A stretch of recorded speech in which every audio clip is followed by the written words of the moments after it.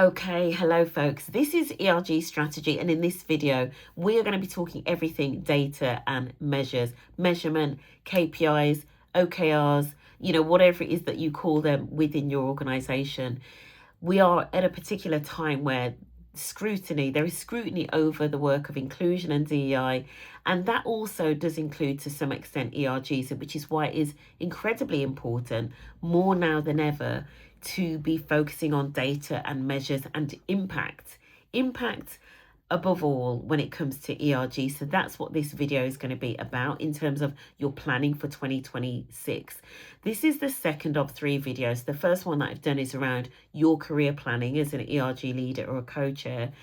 This here second video is about data and measures, and the final one is going to be about the calendar, right? The calendar of not only events but beyond events. A lot of you have heard me say that. So how do you create a calendar of activity that does more than just events? But for today, data and measures. So this is the ERG Strategy channel. I know I haven't been recording that many videos, but I've been busy, right? I've been busy. We had a whole ERG summit in Dubai, the first in the region of its kind.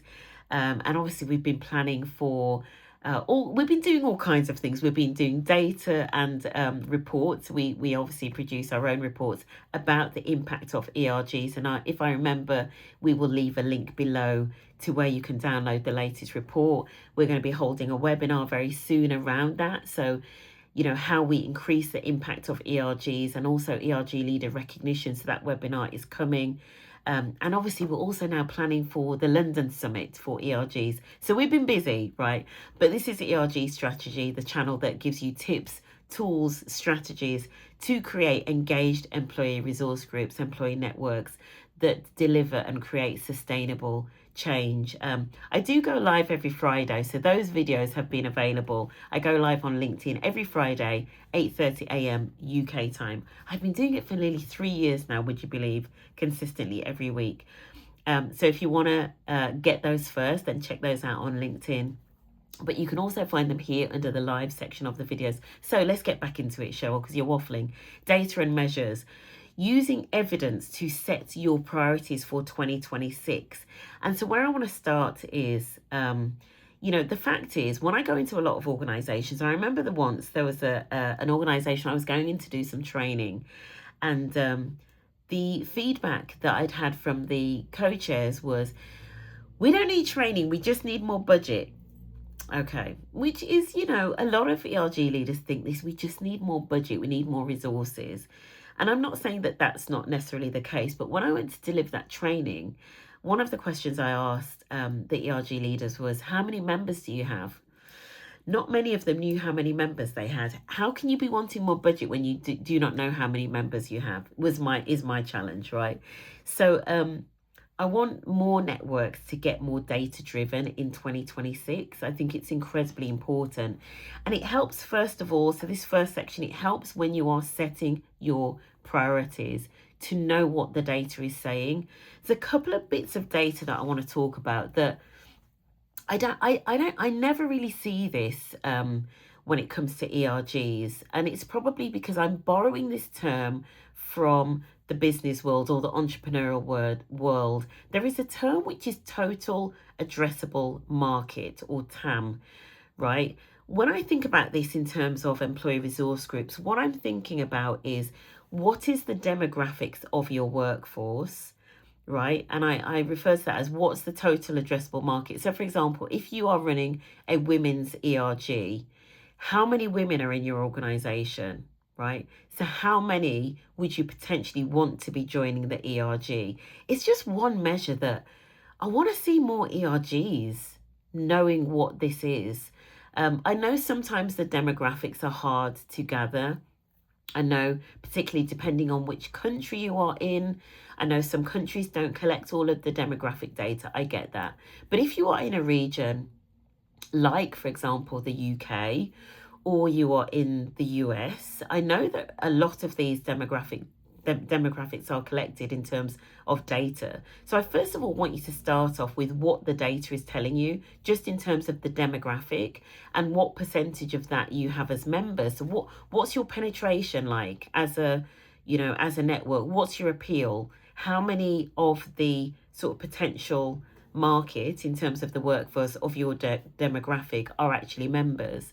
Because actually that's just an indicator for you as to how popular the network is, maybe why it is or isn't popular, whether if the membership or the demographic is trending upwards or downwards. What is it doing from a network perspective? Is the network growing, and is it growing in line with how the demographic is growing, or is it shrinking? Why not? It kind of just starts to give you an indication as to how useful people see the network as being. I'm aware of some networks that have had incredible growth. I know of one particular network leader who, in the space of around, I want to say 2 to 3 years, grew their network from like 1,000 people to 4,000. I mean, that's incredible, right? So starting off with, around your membership numbers, I'm going to assume that you're all already counting members, right?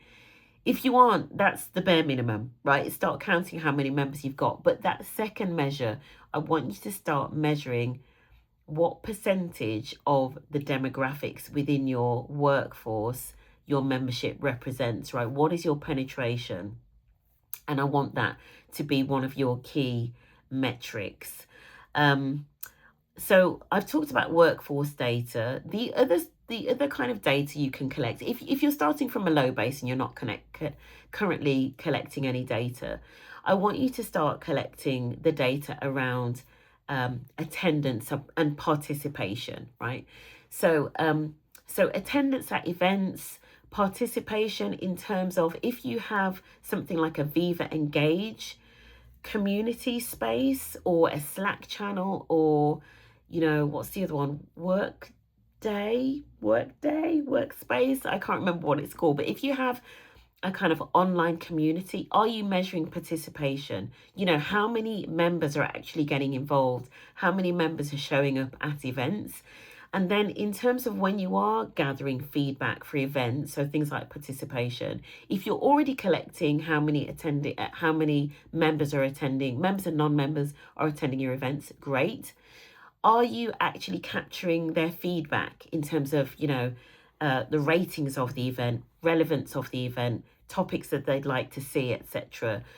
These are, again, really useful metrics, because then when you bump into a senior leader, or you have conversations with your executive sponsor and you're trying to make the case for more budget, more resources, you can say, we have grown our membership from X to X, or, we did this, we put on this International Women's Day event, and this was the impact, this was the feedback. And you're building up a case, like a business case, to say, this is why we need more resources. This is why we need your support. So, this is why it's important to measure these things and get these metrics, even just around the basics, around members, how many members are engaged, how many members are participating. So other data that you can collect is listening data. So you may or may not have a specific survey that goes into the detail of how engaged people are feeling, how people are feeling about the workplace, their work there.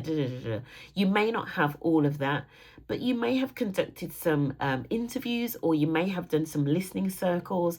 I know, particularly in the UK and the US, where there have been some incredible challenges that have come in the current environment, on the back of some political changes, for example. And conflicts, things like the war in Gaza, just some major things. I know that many networks have run listening circles. Okay, so if you've run listening circles, you can turn that into data in terms of, what are the themes that have come out of the listening circles? What are the learnings? What were maybe some of the things that have been implemented? How many listening circles were held? How many people came along? What was the feedback from the listening circles? Again, we're talking about impact. So what was the impact of doing those things? Turn it into data. Turn it into data that you can use to build a case for, this is the impact we're having on people in this organization and their well-being in particular. Activity data, so how many events you've run, how many listening circles, how many other things, how many recruitment campaigns you got involved in, how many policies you reviewed and had an impact on, how many regions came together, how many people you've got working in the committee. Just think about all of those things in terms of activity. I mean, obviously, my preference is that you make it more impact and outcome oriented. But if you're struggling to get that, at least just be collecting data around the activity. What is it that you've been doing? Again, it all helps to feed into the business case. Stakeholder input and feedback. This one is really great. You can get it obviously from members, but maybe from allies and non-members that have come along to events where you've had, for example, feedback on a survey and, people have given you quotes. You can use that as data. It's almost a little bit like testimonials. But also maybe getting feedback from some senior leaders. So sending out an email. Now would be a really good time to send out an email and say, we're coming up to the end of the year. We're wanting to really delve into the impact that our network has had. Please can you drop us an email with some feedback?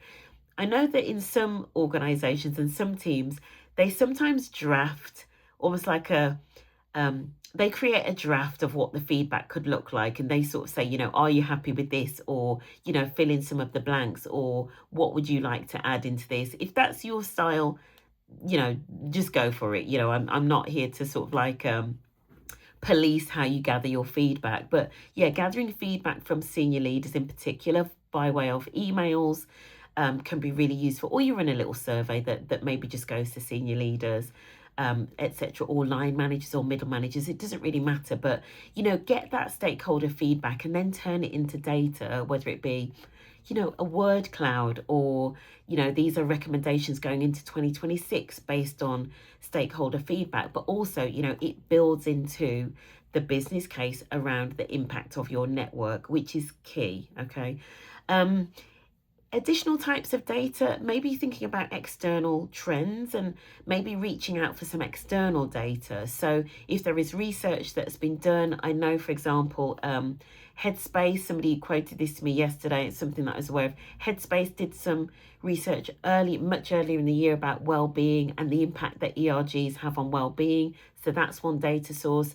We've got the data source that I can share with you down in the description around how to increase ERG impact.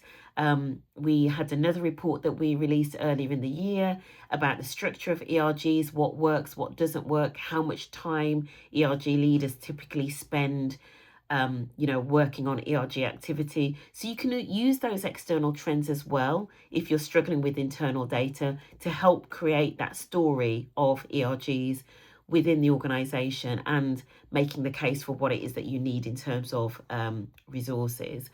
The other thing I would say in terms of data, what I don't want to do is I don't want to burden you as an ERG leader and the rest of the team with now lots of work and lots of analysis. And this is where I would say, if you are fortunate enough to be in a large organization that has a data team, see if you can get some support from the data team, right? Go and speak to the head of the team, the manager of the data team, or speak to your exec sponsor to see if they can help you getting some resources to help create this, to help pull together the data and analysis. If you've already got somebody within the ERG leadership team, or maybe there's a member within the ERG that already does this in their day job, who is really passionate about it and they've got the capacity to help, then absolutely great. But I'm not trying to create like a whole nother industry of creating data when I know that everybody has already got day jobs, right? So just see whether you can get some resources to support with it. It might be something that actually, as an ERG, you might want to create a mini work stream that does this and get a few people together working on the different elements of the data. As I always say, when it comes to driving ERG engagement, people want to do real work, right? This is real work in terms of assessing the impact of the effectiveness of the network. So potentially it could be something that you have as a mini stream within the ERG that you give to a handful of people to do. So yeah, that's really it in terms of what I wanted to share. You really want to be using the data about, how people are feeling, what some of the challenges are. Oh, one more thing. The other data source is your engagement survey. So the the the organizational wide engagement survey has hopefully asked one or two interesting questions, and hopefully also has the data cut by demographic that you can use to help inform plans for next year. It's really important that your plans for next year are based on, what are the issues that we're facing as an organization, what are the issues that our particular community is facing, as well as what are some of the strategic objectives of the organization going forward. The sweet spot is if you can do something, you can come up with initiatives, policy review, process review, events, development, training, etc., that kind of tackles both the needs of the community and also the strategic objectives of the organization. That's kind of the sweet spot, right? And sort of like thinking about, who can you collaborate with to do that, whether that be an internal department, another network, an external organization, maybe a charity or somebody else in the third sector, but based on evidence, right? So bringing evidence into setting the priorities for next year. And that's it. If you've got any specific questions about this, if you're struggling to find those measures, please do drop me a message. I do live more on LinkedIn, so if we're not yet connected on LinkedIn, if we're not yet LinkedIn friends, please do find me on LinkedIn, Sheryl Miller. Connect with me on LinkedIn, drop me a DM if you've got any specific questions about that. And that's it for today. Really short one. Hopefully this will be useful as part of your planning for 2026. In the next video, I'll be talking about how to create a manageable calendar that does not lead to burnout. If you found this video useful, please do give it a thumbs up, subscribe, share it with somebody else that needs to hear it. That's it for today. Ciao.